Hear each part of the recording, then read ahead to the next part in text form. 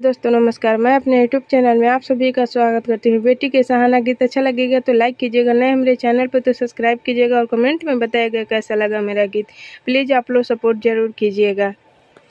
झारी सतरंगिया डासाइए अपन पापा बैठे के धियावा दामाद बैठे के धियावा दामाद झारी सतरंगिया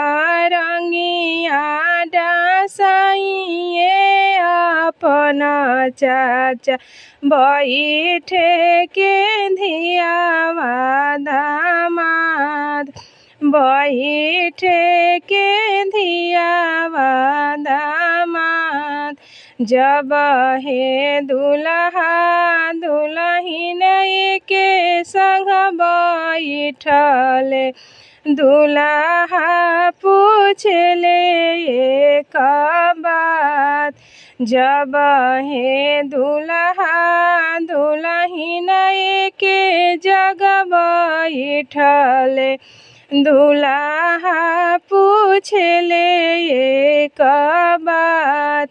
दुल्हा पूछले एक बात तोहरा ही पापा के फुलाहा कटोरावा कही तू त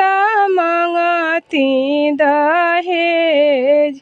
तोहरा ही चाचा के फुलाहा कटोरावा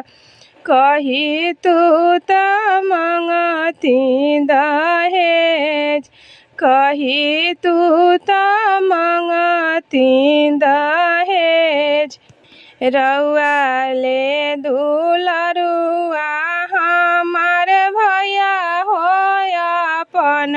भैया पिएले कटोरवा भरल दूध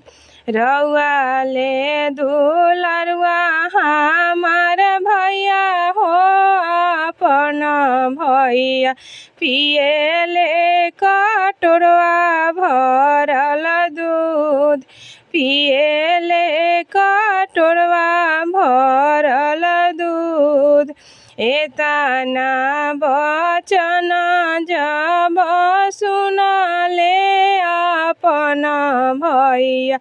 आंगना में होई गइले खार एतना बचन जब सुनले अपन भैया आंगना में होई गइले खार आंगना में होई गइले खार अरे सोना ऐसन जीजाजी दीदिया के दिहानी फुलाहा कटोरवा कौन चीज सोना ऐसन जीजाजी दीदिया के दिहानी फुलाहा कटोरवा कौन ऐसन चीज फुलाहा कटोरवा कौन ऐसन चीज।